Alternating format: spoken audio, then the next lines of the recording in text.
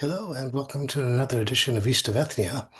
This week, I'd like to talk to you about elections, specifically about the elections that took place yesterday in a number of locations in Serbia. And first, I should tell you what kind of elections these are. These were elections for local government in 10 locations. These 10 locations are small to medium-sized towns in Serbia. That is to say, the sort of elections that you would not expect to be very high stakes. You would not expect them to be a very big deal. You would not expect a lot of machinery to be deployed in order to assure a win in the election. You would not expect the President of the Republic to call a press conference at the end of the day to announce the results, beating the media to the punch. But all of these things happened in this election. What kinds of things happened? Well, first, let's talk about different strategies of electoral engineering. And what you need to understand is that in an environment where political control is in the hand of informal networks that are dominated by political parties, ruling parties come into every election with a tremendous advantage. And this advantage derives from the fact that a certain number of votes, probably a large number of votes, are simply determined in advance because of the fact that there are a lot of people in the local area whose employment depends on continued loyalty to the ruling party. And these people can be mobilized, they can be demobilized. But generally speaking, what they are attempted to do is not only to vote for the party on which their employment depends, but also to encourage their friends, their neighbors, their relatives, co-workers, and so on to do the same. So some number of votes is already guaranteed in advance for the party in power in any election before anything that has happened. There are some other techniques of electoral engineering that you could see practiced. These include things like the trick by which, with a certain number of ballots that have been obtained, stolen in advance of the election, representatives of the ruling party give to people walking into the polling place a ballot that is already filled out with the governing party chosen. When the people come out, they return the blank ballot that they receive from the poll workers to these people, and then they are paid for their vote. There are some other similar things, including that are more complex, including the maintenance of parallel voting lists, enhanced monitoring done through subterfuge that indicates to people when they need to bring which voters out in order to guarantee a majority and so on. So these are all advantages. Now, in addition to these advantages, there's the possibility of using violence, and this violence can include intimidation, simply having a large presence of people there to encourage or discourage as needed people to participate in the election, and also violence that is directed toward election observers, doing things like slashing the tires of the observation teams, of preventing observers from entering places where illegal election activity is happening, and so on. Now, this happened in all of these places.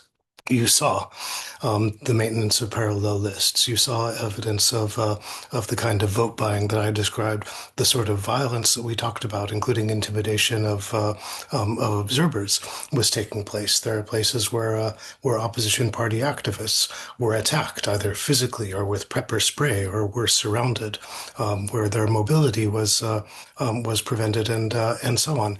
And let me remind you again. These are elections for local government in small to medium-sized towns.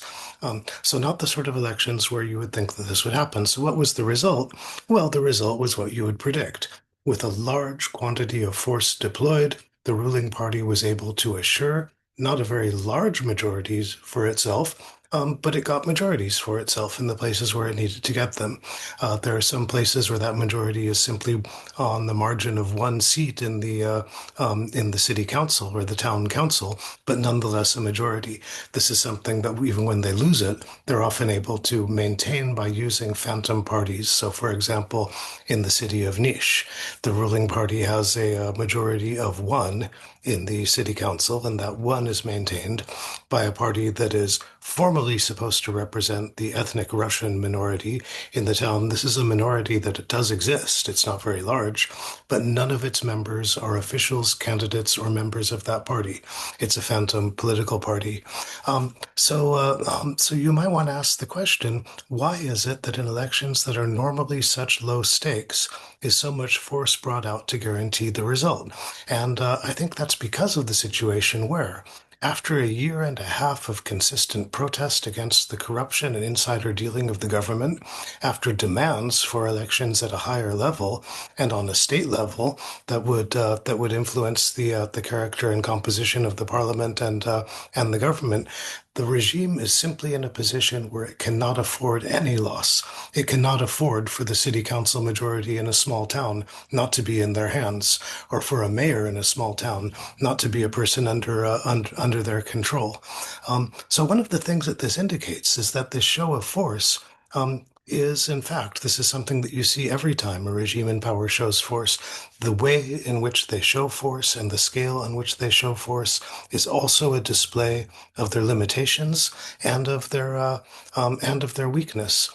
So although you can see, if you look at the tabloids and other media sources that the regime controls, they're celebrating what they say is a glorious victory and saying that the election result is an indication that despite the pressure that they're under, that the regime can still win elections. You have actually seen a pretty significant display of weakness because if they're able to bring out enough people to influence the result of an election through tactics like intimidation in 10 small towns, you have to ask the question, what happens when elections are on the state level, when there are elections in every town, in every parliamentary district?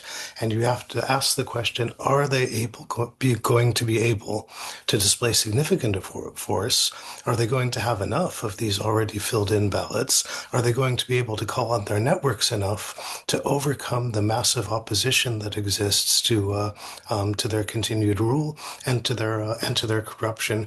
I should note that this is a regime that uses electoral fraud even when it doesn't need to, even when its majority is assured, when it's completely unnecessary. I mean, this is like bribing the referee when you're playing against Tottenham Hotspur. I guess you can do it if you want, but the outcome of the match will be the same if you don't. And this is a can probably be interpreted now as a sign of despair. So, despite losing in all 10 of these small locations, you find the students in the opposition are pretty well encouraged by this result. And the degree to which the regime is displaying triumphalism at having won in 10 small to medium sized towns is probably also a degree of the low ceiling of expectations that they have established for themselves. Now, in the lead up to the elections at the state level that will eventually be called. We don't know when, but the law requires them to be called within the next year or so. I think that you'll see more signs of this weakness, and with it, you're going to see more intimidation. More use of fraud, more of the ways in which the regime is going to play its advantage, and this is one of the messages that I always give to people when we're talking about ways in which regimes in power try to maintain their power. And that is the more that they feel compelled to display their power, the more that they are compelled to use tactics like violence or intimidation. This is the measure of just how desperate they are. And judging from what happened in yesterday's elections, they're pretty desperate. Thank you for your time and attention, and we'll talk to you next week. I hope you enjoyed the guest appearance by Stanislav, who came up on the sofa.